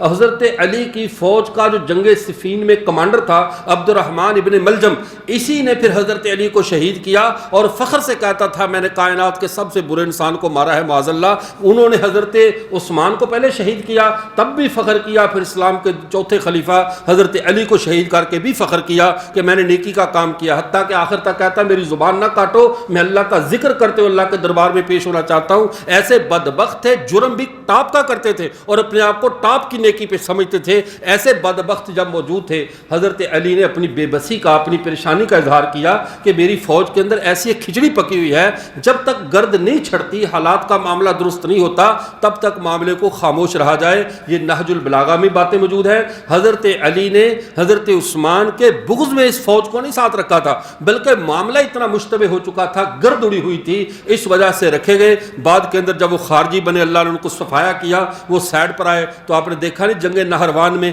حضرت علی نے کیسے ان کو طے کیا، ایک ایک کو مارا اور بعض لوگوں کو جلایا گیا، مار مار کے ان کو لاشوں کو گرایا گیا۔ اس لیے حضرت علی کو اس بنیاد پہ ہم مورد الزام نہیں ٹھہرا سکتے۔ جب حالات ایسے ہوں، ہماری فوج میں اگر بندہ جائے، ہماری ایجنسیاں پورے انویسٹیگیشن کرتی ہیں، کئی ایجنسیاں آتی ہیں گھروں میں، معلومات فلاں فلاں فلاں، ایک ایک چیز کو کھنگال کر دیکھتی ہیں، پھر بھی 2 نمبر پہنچ جاتے ہیں، اعلیٰ اداروں تک نہیں پہنچ جاتے، وہ جا کر پھر بھی اپنی جو گڑبڑ کرنی ہوتی ہے انہوں نے کر لیتے ہیں۔ لیکن اسی طرح ان کا تو اس دور میں ہنگامے کی صورتحال ایسے بن چکی تھی کہ کوئی انویسٹیگیشن کی معقول موقع بھی نہیں تھا، افراد بھی انویسٹیگیشن، باہر سے حضرت معاویہ کی فوجیں کھڑی ہیں، اندر سے خارجیوں کی شورش ہے، تو ہم اس موقع پہ کہ حضرت علی نے عثمان کے قاتلوں کو فوج میں بھرتی کر لیا، یہ کہنا درست نہیں ہے۔ قاتلوں نے زبردستی فوج کا لبادہ اوڑھ لیا تھا۔ جنگ جمل اور جنگ صفین کے بارے میں اہل سنت والجماعت کا موقف کیا ہے؟ سادہ سا موقف ہے سکوت کا، کیونکہ ہم اس میں قاضی نہیں ہیں۔ جب ہم بنگلہ دیش کی اور پاکستان کی جنگ کے بارے میں ہم سے کبھی کسی نے نہیں پوچھا کہ پاکستانی فوج حق پہ تھی یا بنگالی حق پہ تھے، اس لیے کہ وہ ہمارا موضوع نہیں ہے۔ تو ہم اس 1971 کی لڑی گئی جنگ میں ہمیں کوئی اوقات ہماری نہیں ہے کہ ہمیں کچھ ثالث بنا کر بٹھائے۔ ہم صحابہ کی جنگ جمل اور جنگ صفین میں ثالث کیوں بنتے ہیں؟ تو لیکن اگر بالفرض موقف ہی پوچھنا تو ہمارا صاف موقف ہے، یہ ایک اجتہادی معاملہ تھا، اجتہادی خطا ہوئی، مسلمانوں کی آپس میں غلط فہمیوں سے یہ جنگ ہوئی، اور غلط فہمی میں صحابہ کا آپس میں دست و گریباں ہو جانا کوئی بڑی بات نہیں ہے۔ آپ اللہ کے قرآن میں نہیں پڑھتے حضرت موسیٰ نے حضرت ہارون کو گریبان سے پکڑ لیا، داڑھی سے پکڑ لیا، اور ان کو ایسے غصے سے حتیٰ کہ کہا میرے بھائی میری داڑھی نہ پکڑ، میرے ساتھ زیادتی نہ کر، مجھے سر سے کیوں پکڑا ہوا ہے؟ حالانکہ نبی کے گریبان میں ہاتھ ڈالنے سے بندے کا ایمان چلا جاتا ہے، ایسے ہے یا نہیں؟ اگر کوئی نبی کا گریبان پکڑ لے، نبی کی داڑھی پکڑے، اس کا ایمان باقی رہے گا۔ لیکن مد مقابلے بھی تو نبی ہے، دونوں نبی ہیں، ایک اللہ دونوں کو نبی کہہ رہا ہے، دونوں کا ذکر قرآن میں ہے۔ ان کے اس جھگڑے کی وجہ سے نہ وہ نبوت سے محروم ہوئے، نہ ان کی شان ختم ہوئی، وہ اللہ کی محبت میں ان کا جھگڑا تھا۔ تو جنگ جمل اور جنگ صفین، یہ اللہ اور اللہ کے رسول کی محبت میں خطاً صحابہ سے ایسی جنگ ہو گئی جیسے حضرت ہارون حضرت موسیٰ، ان کا آپس میں جھگڑا ان کی نبوت پہ انگلی نہیں اٹھانے دیتا، صحابہ کا آپس کا جھگڑا بھی ان کی صحابیت پہ انگلی نہیں اٹھانے دیتا۔ ہمارا یہ صاف ستھرا موقف ہے، ہم جانبین سے محبت کرتے ہیں، لیکن جو باغی ہیں صحابہ کے ہوں یا اہل بیت کے، نبی کے خاندان کے دشمن ہوں یا نبی کی جماعت کے، ہمارا دونوں سے اعلان برات ہے، ہم دونوں سے محبت کے دائی ہیں، نفرت کے دائی نہیں ہیں۔ حضرت امیر معاویہ رضی اللہ تعالیٰ یزید کو خلیفہ کیوں بنایا جبکہ نواسہ رسول سیدنا امام حسین ان سے افضل موجود تھے؟ سوال بڑے زبردست ہے۔ اب دیکھیے، جنگوں کی کمان افضلیت کی بنیاد پر نہیں دی جاتی، جنگوں کی کمان کبھی کبھی صلاحیت کی بنیاد پر دی جاتی، بلکہ اکثر صلاحیت کی بنیاد پر دی جاتی۔ ہم کہیں ہمیں موجودہ آرمی چیف سے کوئی اتفاق ہو یا اختلاف ہو، اس سے پہلے پرویز مشرف، اس سے پہلے جناب لگا لو، اس سے بعد میں باجوہ، ان سے ہمیں لاکھ اختلاف ہوں، لیکن انڈیا کے بارڈر پہ جب جنگ لڑ جائے تو ہم حاجی عبدالوہاب صاحب رحمۃ اللہ علیہ یا مولانا جمشید صاحب کی بزرگی دیکھ کر ان کو بارڈر پہ نہیں بھیج دیں گے کہ حضرت آپ بہت اللہ والے ہیں، آپ بارڈر پہ جائیں، آپ تو نیک انسان ہیں۔ باجوہ بیچارے کی تو داڑھی بھی نہیں ہے، اور اس کے جو ہے وہ ہمارا آرمی چیف موجودہ عاصم منیر، یہ اس کی بھی داڑھی نہیں ہے، لہذا اللہ کی مدد آپ کی طرف تیزی سے آئے گی، آپ ذرا بارڈر پہ چلے جائیں۔ یہ غلطی جنگوں میں نہیں کی جاتی۔ ملکی معاملات، فوجوں کی سیکورٹی اور اس نظم کو سنبھالنا یہ الگ موضوع ہے، تقویٰ للہیت اور بڑائی الگ موضوع ہے۔ اس کی مثال رسول اللہ سے موجود ہے کہ جب ایک جنگ میں اللہ کے نبی نے حضرت اسامہ بن زید چھوٹوں کو جنگ کا امیر بنا کر بھیجا، اور ان کی کمان کے اندر حضرت ابوبکر، عمر، عثمان و علی کو کیا تھا، تاکہ پتہ چل جائے جنگوں کی کمان، ملکوں کی کمان افضل کو چھوڑ کر مفضول کو بھی دی جا سکتی ہے۔ یہاں تک تو بات ہوئی، افضل کو چھوڑ کر مفضول کو کیوں دی؟ اب اگلی بات یہ تھی کہ حضرت علی رضی اللہ تعالیٰ کے ساتھ جو لوگ تھے کوفہ والے، ان کے مزاج میں تلون مزاجی بہت ہے، ان کے مزاج میں کوئی اعتدال نہیں تھا۔ اسی وجہ سے حضرت علی آخر تک کہا کرتے تھے کاش مجھے معاویہ کی فوج کے 10 بندے بھی مل جائیں، تم سب سے وہ بہتر ہے۔ وہ مخلص تو ہیں، وہ کم از کم اپنے موقف پہ کھڑے رہنے والے، تم تو کھڑے رہتے۔ ان کے مزاج کا میں آپ کو ایک لطیفہ سنا تاکہ آپ کی بوریت ختم ہو۔ گزشتہ رمضان، اس رمضان ہی گزشتہ رمضان، کربلا کے اندر جو بالکل نینوا ہے عراق کا شہر، سحری کے وقت میں سحری لینے کے لیے ہوٹل پہ گیا، تو ہم اس وقت نکلے ہوئے تھے ایران عراق کی سیر پہ۔ اب وہاں پہ میں نے سحری کے وقت میرے آگے ایک آدمی کھڑا تھا، اس نے کہا بھی کچھ اس کو عربی میں کہا کہ انڈوں کا نا فرائی بنا دو۔ اب ہوٹل تھا، صبح کا وقت تھا، تو لطیفہ یہ ہوا کہ اس نے اس کو کہا، تو اس نے کہا ٹھیک ہے. وہ اس نے 2 انڈے توڑے اور پیاز اس میں مکس کیا اور پکانے لگ گیا. جب پک گیا تو اس نے کہا میں نے تو 1 کہا تھا, آپ نے 2 کیوں بنا دیے؟ اس نے کہا کوئی حرج نہیں, میں اس کو گرا دیتا ہوں, دوبارہ بنا دیتا ہوں. میں نے جلدی جلدی پیچھے سے کہا بھائی ایسا کرو گراؤ نا, سحری کا وقت کم رہ گیا, مجھے 2 انڈوں کا وہ کیا ہوتا ہے وہ چاہیے سالن, یہ مجھے دے دو اور اس کو 1 کا دوبارہ بنا دو. کہہ رہا کوئی حرج نہیں, آپ کو بنا دوں گا. اس نے بنایا 2 انڈوں کا سالن پہلے ڈسٹ بین میں گرایا, پھر 1 انڈے کا دوبارہ سالن بنایا اسے دیا, پھر 2 انڈوں کا بنا کر مجھے دیا. یہ عراقیوں کی یہ عقل ہے. عراقی اتنے سمجھدار لوگ نہیں ہیں. یہ خاص طور پہ یہ کوفہ اور یہ نینوا اور بابل اور مدائن والے, ان میں کچھ سمجھداری والی بات نہیں ہے. یہ وہ لوگ تھے کبھی 900 خط لکھ کر حضرت حسین کو بلا رہے ہیں اور جب پہنچ گئے تو سب نے انکار کر دیا, ہمارا تعلق نہیں ہے. مسلم بن عقیل کو منگوا کر شہید کر دیا. جب خود ان میں قرار نہیں تھا, اعتماد نہیں تھا, تو حضرت معاویہ ایسے لوگوں کے لیے حکومت کو چھوڑ کر چلے جاتے کہ اسلامی ریاست کی وہ جڑیں ہلا کر رکھ دیتے. حضرت حسین رضی اللہ تعالیٰ عنہ اگر انہی کی کتب تاریخ میں ان چیزوں میں دیکھا جائے تو یہ سب ایک غلط قسم کی افسانہ نگاری. اصل مسئلہ یہ ہے, اصل حقائق کو سب کی نظروں سے مخفی کرنے کے لیے اتنے افسانوں کی گرد اڑا دی گئی ہے کہ اصل حقیقت کو اب قیامت والے دن ہی پہنچے تو پہنچے, ورنہ میں بھی بیان کروں تو ممکن ہے میں بھی کسی تاریخ سے متاثر ہو کر بیان کر دوں اور وہ حقیقت ویسے نہ ہو. تو یہ ان لوگوں کا مزاج ہے. جبکہ ادھر دوسری سائڈ میں شامی انتہائی مضبوط لوگ تھے عسکریت طور پہ ہر اعتبار سے, اور حضرت معاویہ رضی اللہ تعالیٰ نے اگر یزید کو اپنا ولی عہد بنایا تو ولی عہد محض ایک تجویز ہوتی ہے, مسند خلافت میں بٹھانا نہیں ہوتا. یہ محض ایک تجویز تھی کہ میرا ولی عہد یہ بنا دیا جائے کہ اس وقت شامیوں کے تمام لشکر یزید کے ساتھ کھڑے تھے. اگر کسی اور کو بنایا جاتا تو اس کو قطعاً قبول نہ کرتے اور وہ بعد میں وہ جنگ و جدل اور جو کچھ فتنہ فساد برپا ہوتا. حضرت معاویہ کا ایک اجتہادی فیصلہ تھا, اب انہوں نے اس کی تشکیل کر دی. اب اس کے جتنے بھی جرائم ہیں یزید کے, حضرت معاویہ کا دامن اس سے پاک ہے کہ حضرت معاویہ نے تشکیل تھوڑی کی تھی کہ تم یہ کام کرنا. اب اس کو ایک پیچھے ایک ماضی کی مثال میں جاؤ. بخاری شریف میں حدیث موجود ہے, قبیلہ رعل و زکوان کے لوگ آئے, آ کر کہا اللہ کے رسول ہمیں کچھ قاری دے دو, ہمارے علاقے میں بچوں کو پڑھائیں اور قرآن کی تعلیم دیں. اللہ کے نبی نے 70 قاری دیے. آپ بتاؤ انہوں نے کیا کیا؟ قبیلہ رعل و زکوان والوں نے سب کے سب شہید کیا کہ نہیں کیے؟ اب اللہ کے نبی نے تشکیل کی, انہوں نے 70 کے 70 شہید کر دیے. اب ہم کہتے ہیں اللہ کے نبی کا تو کوئی قصور نہیں ہے, انہوں نے تو حسن ظن کی بنیاد پر 70 قاری دے دیے. اب انہوں نے دیا تو مجرم رعل و زکوان والے ہیں. جس طرح 70 قاریوں کو مارنے کے مجرم رعل و زکوان والے ہیں, تشکیل کرنے والے رسول اللہ پر انگلی نہیں اٹھائی جا سکتی.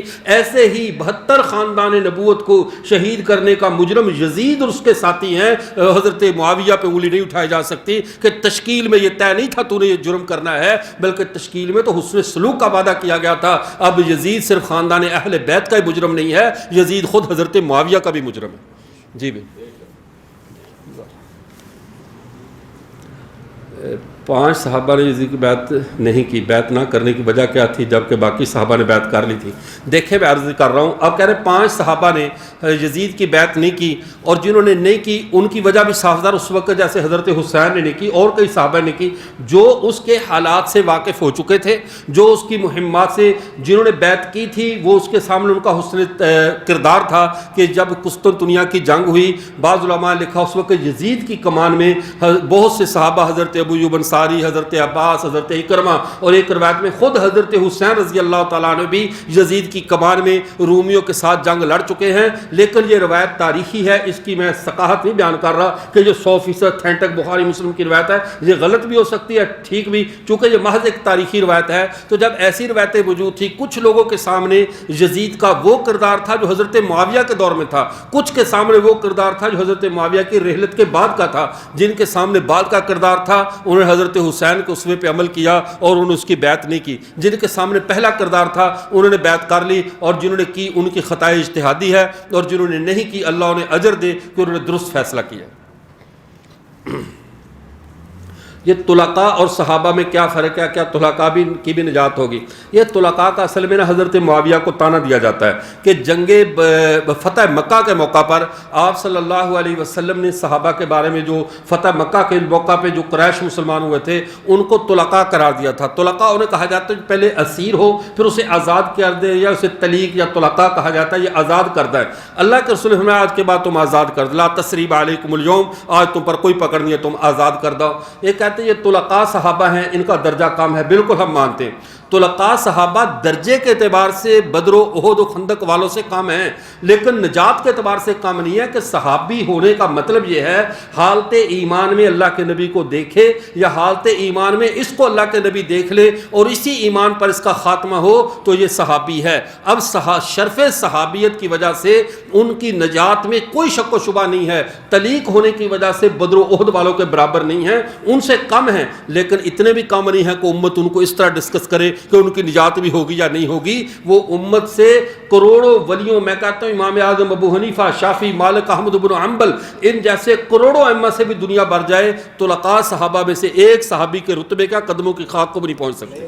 ان کا درجہ ہر حال میں بلند ہے کہ وہ طلقاء آزاد کردہ بھی تو پیغمبر کے ہیں۔ یہ بھی تو دیکھو کتنی خوش قسمتی ہے کہ انہیں اللہ کے نبی کہہ رہے کہ تم آج سے آزاد کردہ ہو، اللہ کے نبی کے آزاد کردہ ہیں۔ ہمارے جیسے غلاموں کو یہ بات کہاں سمجھ میں آئے گی؟ کتنا ان کا۔ اور حضرت معاویہ طلقاء میں سے نہیں ہیں، یہ عمرۃ القضاء کے موقع پر 7 ہجری کو اسلام لائے تھے، لیکن انہیں اپنا اسلام ایسے ہی چھپا کر رکھا جیسے رسول اللہ کا چچا حضرت عباس نے چھپا کر رکھا۔ حضرت عباس بھی طلقاء میں، بنو ہاشم کے 20 صحابہ طلقاء میں ہیں۔ اگر اس بنیاد پر حضرت معاویہ پہ تان ہوتا ہے تو رسول اللہ کے چچا کا کیا کرو گے؟ بات سمجھ میں؟ رسول اللہ کے چچا نے بھی تو یہ کیا، وہ بھی تو فتح مکہ کے موقع پر اسلام ظاہر کیا تھا، ایمان وہ بھی اسی موقع پر لائے تھے، جبکہ حضرت معاویہ یہ 7 ہجری عمرۃ القضاء کے موقع پہ خفیہ اسلام قبول کر چکے تھے۔ حضرت سعد بن عبادہ نے آخر تک حضرت ابوبکر صدیق کے ہاتھ پر بیعت کیوں نہیں کی؟ یہاں پہ یہ بات سمجھ لیجئے، حضرت سعد بن عبادہ رضی اللہ تعالیٰ عنہ یہ انصاریوں میں قبیلہ خزرج کے سردار تھے۔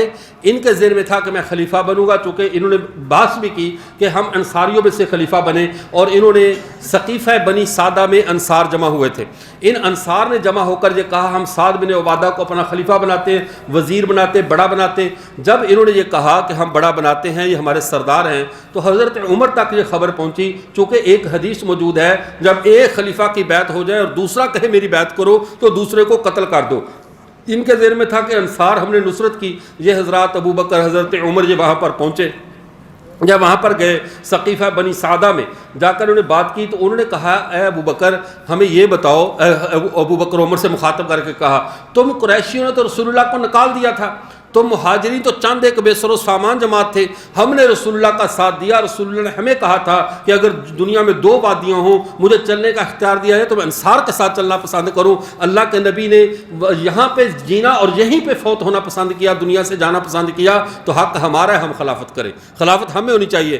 اب حضرت عمر کہتے ہیں میرے دل میں بڑا پیارا مضمون آیا، میں اٹھ کر بیان کروں، لیکن حضرت ابوبکر نے مجھے روک دیا، آپ ٹھہرو ذرا اس کو بات کرنے دو۔ جب انہوں نے پوری بات کر لی، حضرت ابوبکر کھڑے ہوئے اللہ کی حمد و ثنا کی، فرمایا اتنا پیاری گفتگو حضرت ابوبکر نے کی، فرمایا بات سنو تمہارا درجہ بہت زیادہ ہے، اس میں کوئی شک و شبہ نہیں، تمہارے فضائل حقیقت پر مبنی ہیں، لیکن اللہ کے نبی نے کہا تھا ائمۃ من القریش، امام قریشیوں میں سے لیا جائے گا، آپ قریشی نہیں ہو اس لیے امامت کا جو سلسلہ چلے گا وہ ہم قریش میں چلے گا۔ جب اللہ کے نبی کا فرمان آ گیا، نہ سعد بن عبادہ بولے، نہ کوئی انصاری بولا، نہ کوئی اور بولے، سارے چپ ہو گئے۔ حضرت ابوبکر نے کہا بہتر یہ ہے عمر کو خلیفہ بناؤ، کیونکہ اللہ کے نبی نے کہا تھا لو کان بعدی نبی لکان عمر، اگر میرے بعد کوئی نبی ہوتا تو عمر ہوتا، لہذا عمر کو خلیفہ بنا لو۔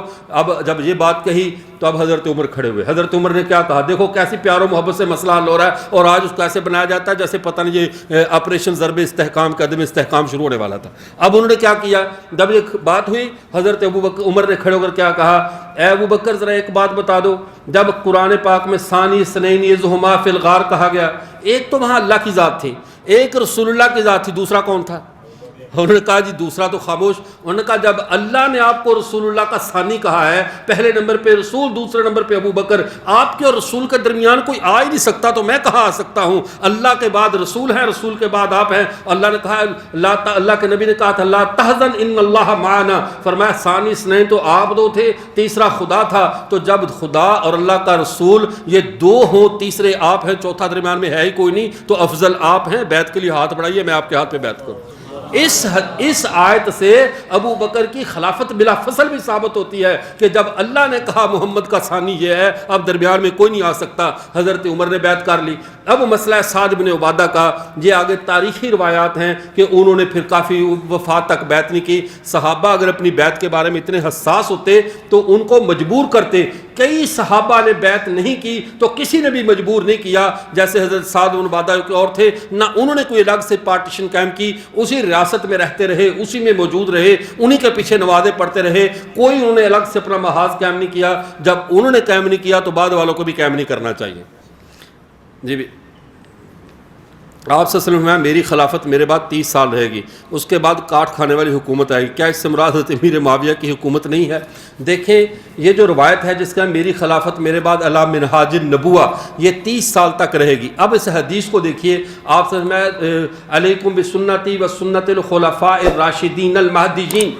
اب ہم خلیفہ راشدین کی خلافت کو تو جانتے ہیں، مہدیین کی خلافت کو نہیں جانتے۔ مہدی اللہ نے، جس کو اللہ کے نبی نے کہا اللہم اجعل المعاویہ ہادیا و مہدیا وحدہ بھی، اللہ معاویہ کو ہادی بھی بنا دے، مہدی بھی بنا دے، اس سے ہدایت کی ہوائیں بھی چلا دے۔ یہ اللہ کے نبی کا اشارہ تھا، خلافت راشدہ کے بعد خلافت مہدویت آئے گی، اور یہ مہدی خلافت حضرت معاویہ کی خلافت ہے۔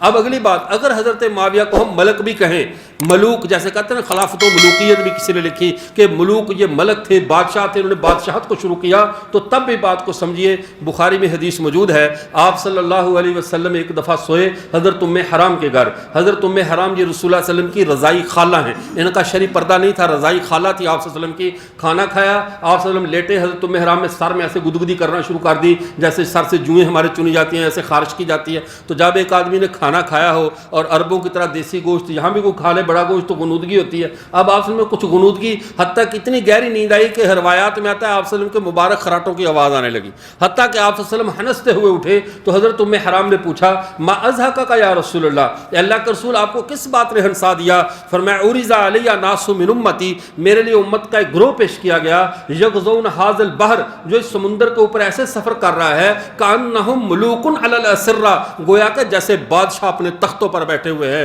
اس امت میں بادشاہ بن کر تختوں پہ بیٹھ کے جس شخص نے، جیسے سلمان کا تخت ہواؤں میں اڑا، جس نے پانیوں میں تخت چلایا ہے، اس امت میں حضرت امیر معاویہ رضی اللہ تعالیٰ عنہ۔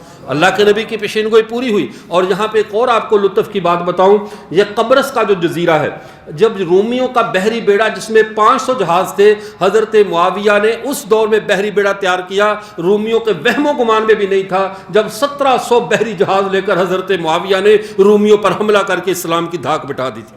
حضرت معاویہ کا اگر بیٹا یزید نہ ہوتا نا تو خدا کی قسم آج لوگ معاویہ کا پانی بھر رہے ہوتے۔ ایک یزید درمیان میں آ گیا اور حضرت معاویہ کی پوری تاریخی شخصیت کو گہنا کے رکھ دیا، ورنہ اس میں البدایہ والنہایہ میں لکھا ہے معاویہ تو ستر لصحاب النبی صلی اللہ علیہ وسلم، معاویہ تو نبی کے سارے صحابہ کا پردہ ہے، پردے کو ہٹاؤ گے سارے صحابہ ننگے ہو جائیں گے، سب کے کردار پہ انگلی اٹھانا آسان ہو جائے گی، معاویہ پہ ہی رک جاؤ تاکہ باقی صحابہ کی عزت تمہارے شر سے محفوظ رہ جائے۔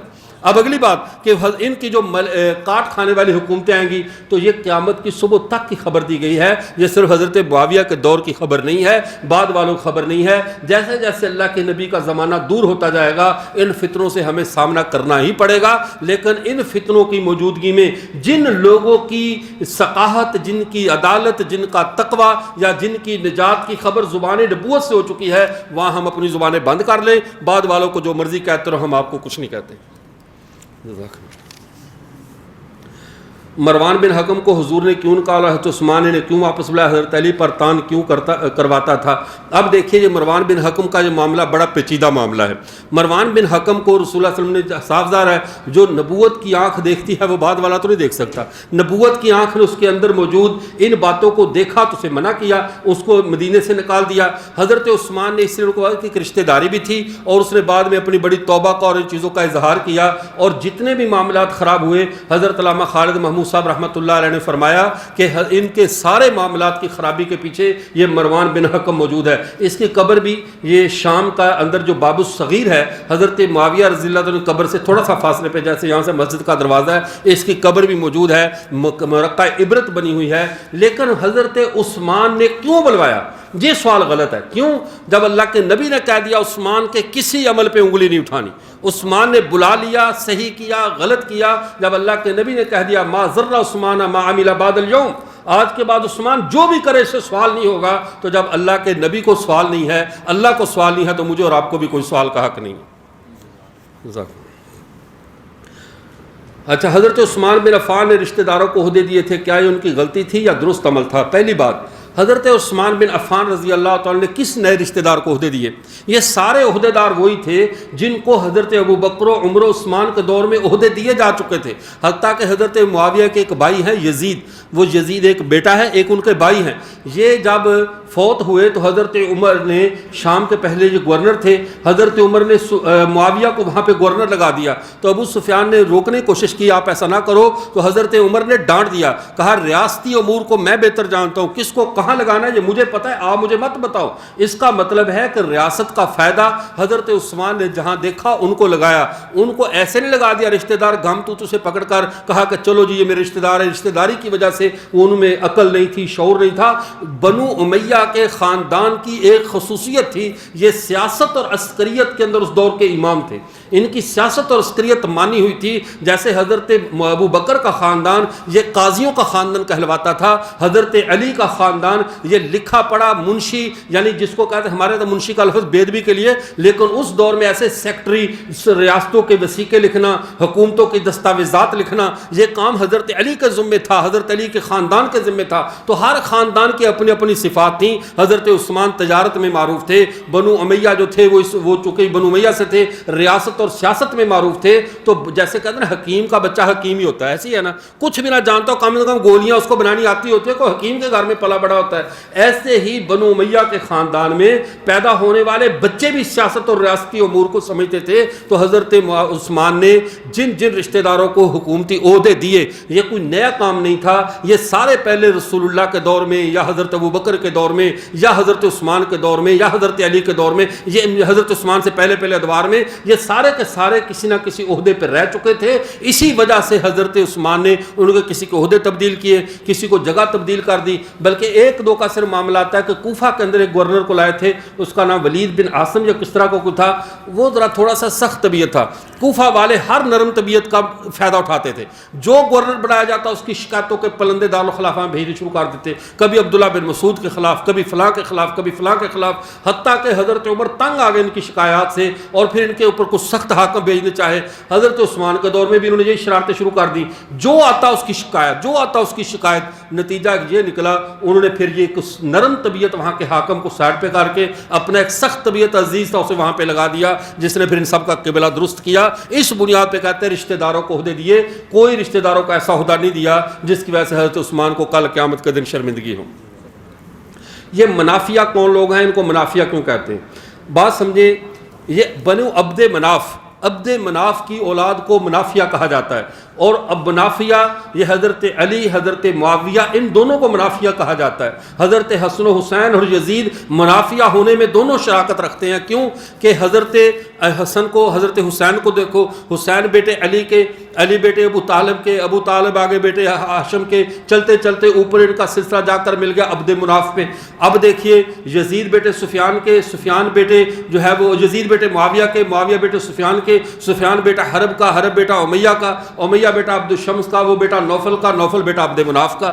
تو عبد مناف پہ جا کے چونکہ ان سب کا سلسلہ نسب بنو ہاشم کا اور بنو امیہ کا اکٹھا ہو جاتا تھا، اس لیے ان دونوں کو جب اکٹھا مورخین لکھتے یا ذکر کرتے تو انہیں منافیہ کہا جاتا تھا کہ یہ عبد مناف کی اولاد ہے، بنو ہاشم اور بنو امیہ یہ رشتے میں اوپر جا کر ایک ہو جاتے ہیں۔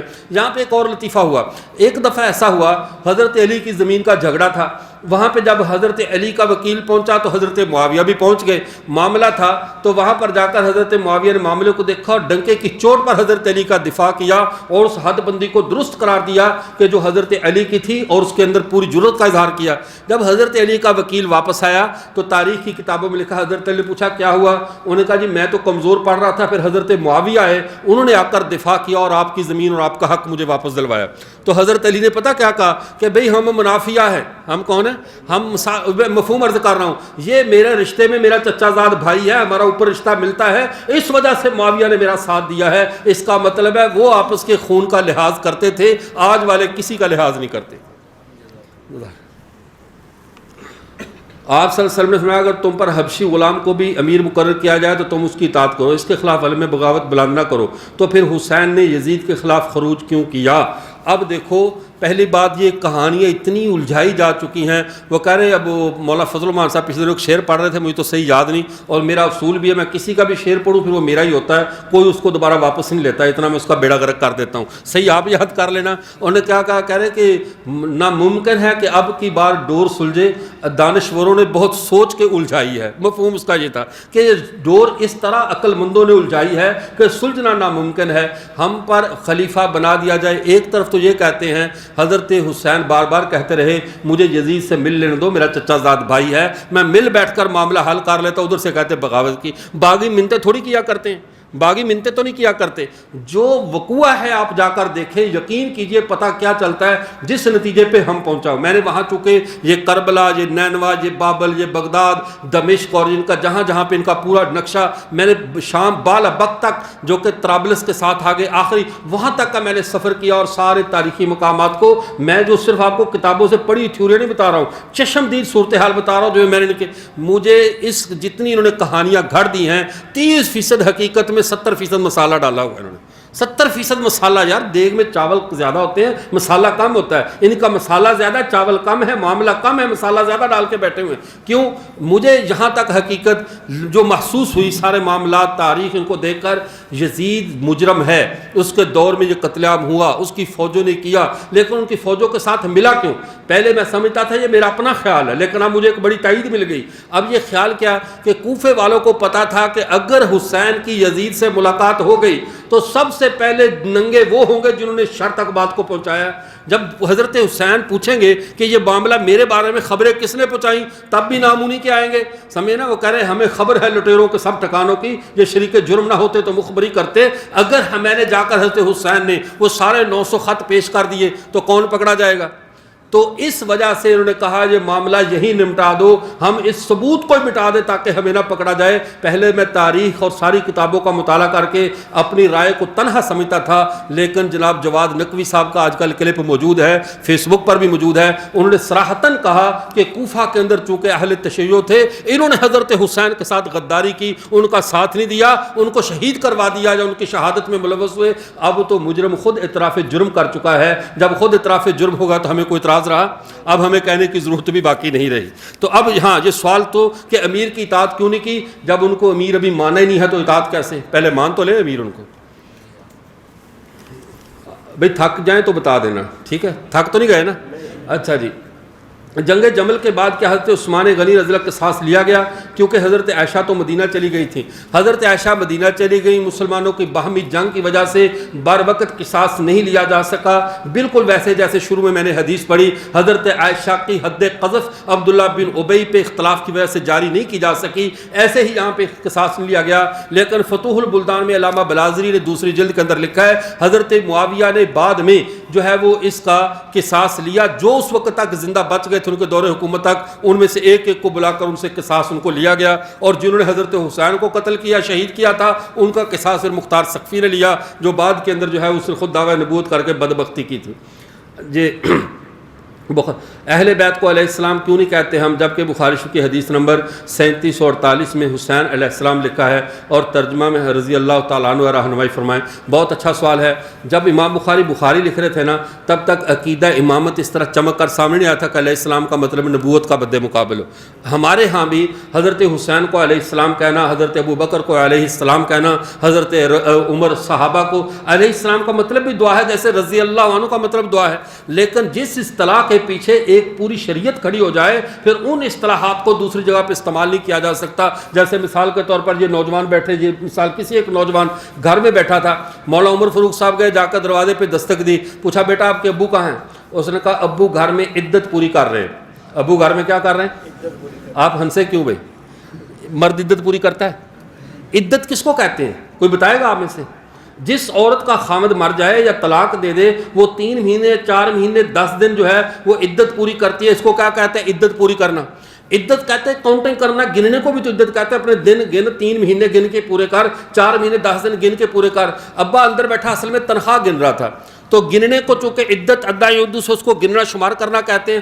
عدت ایک مستقل شرعی لفظ ہے. بچے نے تو آ کر وہی کہا ابو اندر عدت پوری کر رہا ہے, تو آپ کا ہنسی چھوٹ گئی کہ ابو عدت کیوں پوری کر رہا ہے, حالانکہ بات اس نے غلط نہیں کی, ابو اپنی تنخواہ گن کے پوری کر رہا تھا, وہ گن تنخواہ رہا تھا اس لیے عدت بنا دی. کیوں لفظ کو اس کے معنی مفہوم سے ہٹا کر دوسری سائڈ پہ کیا گیا تو سب کو معیوب لگا. بالکل ایسے ہی جب علیہ السلام کے معنی کو جب ایک شریعت بنا دیا گیا کہ یہ نبوت کے لیے خاص ہے, صلی اللہ علیہ وسلم ہمارے پیغمبر کے لیے خاص ہے, علیہ السلام انبیاء کے لیے خاص ہے, اب غیر انبیاء کے لیے ہم وہ لفظ نہیں بولتے, غیر انبیاء کے لیے وہ لفظ نہیں بولتے. ایران کے قم شہر کے اندر ایک اور معاملہ ہوا, میں وہاں موجود تھا, تو انہوں نے بات کی, اس نے مجھے خوش کرنے کے لیے ختم نبوت والا ہے. ان کے مجتہد نے کہا ہم صرف قادیانیوں کو کافر کہتے ہیں, ہم کسی اور کو کافر نہیں کہتے. میں نے کہا وہ مظہر شہیدی صاحب نام تھا, میں نے کہا مظہر شہیدی صاحب یہ آپ قادیانیوں کے ساتھ کچھ زیادتی کر رہے ہیں, آپ ایسے نہ کہا کریں, یہ بات بنتی نہیں ہے. کہنے لگے کیوں؟ میں نے کہا آپ قادیانیوں کو کس بنیاد پر کافر کہتے ہیں؟ کہنے لگے انہوں نے نبوت کو جاری مانا اس بنیاد پر, تو آپ کا بھی یہی عقیدہ ہے. میں نے کہا اس بات میں تو ٹھیک ہے کہ انہوں نے نبوت کو جاری مانا اس وجہ سے کافر ہے, کیا صرف نبوت کو جاری ماننے والا کافر ہوتا ہے یا لوازم نبوت کو جاری ماننے والا بھی کافر ہوتا ہے؟ انہوں نے کہا جی وہ بھی کافر ہوتا ہے. میں نے کہا بس پھر ٹھیک ہے, پھر آپ نہ کہا کرے. کہہ رہے کیوں؟ میں نے کہا مفت عرض و طاعت یہ نبی کی خاصہ ہے, معصوم ہونا نبی کا خاصہ ہے, تقرر من اللہ نبی کا خاصہ ہے. 3 چیزیں جاری آپ نے مان لی, چوتھی انہوں نے مان لی. ان کو آپ جو کچھ کہنا چاہتے ہیں کہہ رہے, اور اپنے بارے میں کہہ رہے ہیں کہ ہم مسلمان ہیں, ہم کسی اور کو کافر نہیں کہتے. ہاتھ ہوڑا رکھو. سمجھ گئے آپ حضرات؟ میں نے جو کہنا چاہ رہا ہوں وہ سمجھ گئے نا, کہ خود 3 چیزیں جاری کر دی, تقرر من اللہ, معصومیت اور مفت عرض و طاعت ہونا, اور ان بیچاروں کو کہہ رہے کہ انہوں نے یہ کام کیا اس وجہ سے ہے. تو میرا عرض کرنے کا مطلب یہ ہے کہ اصطلاحات کو, جو الفاظ جہاں کے ہوں ان کو وہیں رکھنا چاہیے. ہم اس لیے رضی اللہ تعالیٰ عنہ کہتے ہیں, ورنہ حضرت امام بخاری کے دور میں یہ ایک ایشو نہیں تھا, اس لیے انہوں نے علیہ السلام لکھ دیا. حضرت عائشہ جنگ کے بعد گھر سے کیوں نکلی اور ایک بصرہ کا سفر کیوں کیا؟ دیکھیں حضرت عائشہ گھر سے کیوں نکلی. حضرت عائشہ ماں جو ہوتی ہے نا, ماں, پورے بچے اس کے اپنے بیٹے ہوتے ہیں, جس گھر میں مرضی جائے اسے کو روک سکتا ہے. حضرت عائشہ پوری امت کی ماں ہیں, وہ بصرہ میں رہے, کوفہ میں رہے, مکہ میں رہے, مدینہ میں رہے, ہر جگہ اس کی اولاد تھی, اولاد کے گھر ماں جہاں مرضی جائے. یہ تو سوال ہی غلط ہے کہ حضرت عائشہ کیوں نکلی, بصرہ کی طرف کیوں گئی. حضرت عائشہ کے ذہن میں یہ تھا فوجیں دونوں میرے طرف میرے ہی بچے ہیں, دونوں طرف میری اولاد ہے اور آپس میں لڑ رہی ہے, شاید ماں کے جانے کی وجہ سے کچھ حیا کرے, لڑائی ختم ہو جائے. اب حضرت عائشہ نے اس بنیاد پہ بصرہ کا سفر کیا تھا کہ جنگ ختم ہو جائے, لیکن ان شر پسندوں نے ان کے سفر کو ہی جنگ بنا دیا. اللہ تعالیٰ شر پسندوں کو برباد فرمائے, اور حضرت عائشہ رضی اللہ تعالیٰ عنہ کو دنیا و آخرت کی وہ تمام بھلائیاں اور سب خیر نصیب فرمائے جو اللہ کے نبی نے ان کے لیے مانگی ہیں. کہتے ہیں کہ ایک لمحہ بھی کفر کی حالت میں گزارا پھر اس کو نبوت ملی ہو, پھر آپ کیسے کہتے لو کان آباد ہی نبی اللہ کان عمر. ہاں جی, شیعہ کہتے ہیں جس نے ایک لمحہ بھی کفر کی حالت میں گزارا ہو اور پھر اس کو نبوت ملی ہو, پھر ایسا مثال نہیں ہے. پھر آپ کیسے کہتے ہو لو کان آباد ہی نبی اللہ کان عمر, جبکہ حضرت عمر تو 40 سال زمانہ جاہلیت اور کفر میں گزارے. سوال یہ ہے ایک لمحہ بھی کفر میں گزارا اسے نبوت نہیں ملتی, حضرت عمر نے پھر ایسا کیوں گزارا؟ پہلی بات لو کانا کا مطلب یہ قضیہ فرضیہ ہے. قضیہ فرضیہ کے بارے میں علامہ ابن حجر اسقلانی نے فتح الباری میں اصول لکھا, قضیۃ شرطیۃ لا تستلزم الوقوع, جو قضیہ شرطیہ ہوتا ہے یہ مستلزم وقوع نہیں ہوتا. جیسے اللہ نے کہا لو کان فیہما آلہۃ الا اللہ لفسدتا, اگر کوئی اور خدا ہوتا تو زمین پہ فساد برپا ہو جاتا. یہ مفروضے کے ساتھ بات کو سمجھایا گیا ہے.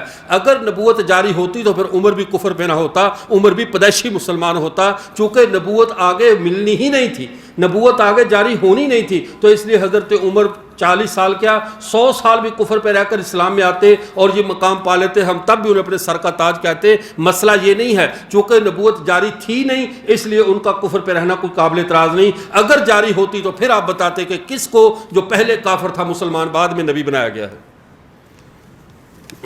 حضرت عمر رضی اللہ تعالیٰ کا یوم شہادت یکم محرم کو ہے یا اس کو ثابت کر دیں. اس میں مختلف طرح کی روایتیں. محرم پہ جن لوگوں کے قبضہ ہو چکا ہے نا, وہ نہیں چاہتے اب اور بھی کسی کا قبضہ ہو. بات سمجھ میں آئی؟ اس میں هو المعظم ایک کتاب ہے, بریلی مسئلے کے عالم ہیں ان کی لکھی ہوئی. انہوں نے لکھا کہ میرا ایک ذاکر سے گفتگو ہوگی بس میں بیٹھے ہوئے. میں نے کہا یار مجھے اتنی بات بتاؤ, اگر بالفرض فرضی طور پہ, میں یقینی نہیں کہہ رہا, فرضی طور پہ ایک سوال ہے, اگر بالفرض قیامت والے دن حضرت حسین تو سخی یا بادشاہ ہے جو بڑی بڑی چیزیں بخش دیتے تھے, اگر انہوں نے یزید کو یہ سمجھ کر کہ میرے چچا کا بیٹا ہے, چلو اس نے مجھے شہید کیا, اللہ کی رضا کے لیے میں نے معاف کیا, یزید کا ہاتھ پکڑا اور جنت میں چلے گئے, پھر آپ کیا کریں گے؟ بات سمجھ میں آئی؟ ہم نہیں کہتے ہوگا ایسے، ہم خوش بھی نہیں اس پہ، لیکن اگر حضرت حسین نے خود معاف کر دیا اور یزید کو جنت میں لے کر چلے گئے تو آپ کیا کرو گے؟ اس نے کہا نہ ایک کام اسی ہون ہی نہیں دینا۔ انہوں نے کہا بھی آپ نے کیوں نہیں ہونے دینا؟ کہہ رہا ساری زندگی اسی پٹے اسے گالتے، ہوں اینڈ تے جا کے حسین نو لے کے جنت چلنا اے کام، پھر اسی جنت نہیں جاواں گے، ہم اس جنت میں نہیں جائیں گے۔ اگر یزید کو لے کر حضرت حسین کہاں چلے گئے؟ جنت میں۔ جن لوگوں کا اتنا قبضہ ہو، اتنی ان کی جارہ داری ہو جنت پہ، ماہ محرم پہ، شکر کرو انہوں نے باقی سال آپ کو دیا ہوا ہے۔ مجھے تو لگتا ہے ان کا اگر بس چلے تو پورے سال کی ساری شہادتوں، ولادتوں، سعادتوں کا انکار کر دیں۔ کیوں؟ اب غم حسین میں پیدا ہونا بھی منع ہے، مرنا بھی منع ہے۔ سمجھ آئی؟ تو یہ ایسے، اچھا پھر یہ بات ان کی یہاں تک نہیں رہی، ان کے ایک عالم نے یہاں تک لکھا، یہ جو الو ہے نا، الو کہتے جب سے اس نے حضرت حسین کو شہید ہوتے دیکھا تب سے یہ اتنا روتا ہے، اس نے انسانوں کی آبادی سے دور رہنا شروع کر دیا اور جنگلوں میں رہنا شروع کر دیا۔ علامہ خالدون صاحب کہتے ہیں یار خدا کے بندوں میں فرقہ واریت کم تھی، کیا پرندوں کو بھی شیعہ سنی بنانا شروع کر دیا؟ تم نے فرقہ واریت کو جانوروں تک لے گو، کچھ تو خدا کا خوف کرو۔ تو یہ بات سمجھ لیجئے، محرم کو حضرت عمر کی شہادت ہو، ہم کہتے ہیں جیسے آخری زمانے میں آنا ہمارے نبی کے لیے باعث شرف نہیں، ہمارے آخری زمانے کو شرف اس لیے ملا کہ ہمارے نبی اس میں آئے۔ زمانے کو عزت رسول اللہ سے ملی ہے، رسول اللہ کو عزت زمانے کی وجہ سے نہیں ملی۔ تو اسی طرح محرم کو عزت حضرت عمر کی شہادت، حضرت حسین رضی اللہ عنہ شہادت سے ملی ہے، ان کی عظمت میں اضافہ ہوا ہے۔ لیکن اس کے ساتھ حضرت عمر کس تاریخ کو شہید ہوئے؟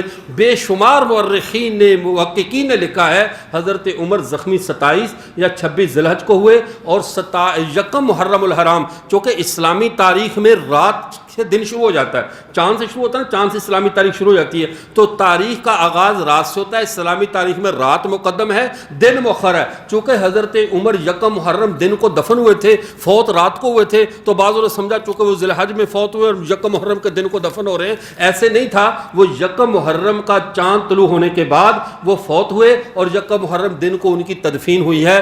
یہ اکثر کا قول ہے، لیکن ہمیں اس پہ کوئی اصرار نہیں ہے۔ اگر کسی کو نہیں ماننا تو نہ مانے، تمہارے ماننے یا نہ ماننے سے حضرت عمر کی شہادت کی تاریخ ہم آگے پیچھے نہیں کر سکتے، وہ قیامت کو فیصلہ ہو جائے گا۔ چونکہ اس کے ساتھ نہ تو کوئی شرعی حکم جڑا ہوا ہے کہ اگر 1 محرم کو ہوئے تو ہم پہ حج فرض ہو جائے گا، اگر 29 ذی الحج کو ہوئے تو ہم پہ حج معاف ہو جائے گا، ایسا کوئی شرعی حکم جڑا ہوا نہیں ہے۔ تو لہٰذا جس تاریخ کو بھی مانے، ہمارا جو اہل سنت کا موقف ہے وہ 1 محرم کا ہے۔ اس پر مولانا عبدالعلیم فاروقی لکھنوی رحمۃ اللہ علیہ نے اس پر تفصیل سے لکھا ہے۔ مزید اس پہ مولانا میر محمد میاں والوی صاحب کی بھی پوری تحقیق موجود ہے۔ مولانا دوست محمد قریشی نے جو ہے وہ کتاب ہے ان کی اہل سنت پاکٹ بک، اس میں تفصیل سے لکھا ہے، وہاں سے مطالعہ کر لیجیے۔ ہو گئے سوال پورے؟ اور کوئی سوال بھائی کسی کا؟ بس ہوگی؟ چلو میرا حال ٹائم بھی کافی ہو گیا۔ وآخر دعوانا ان الحمدللہ رب العالمین۔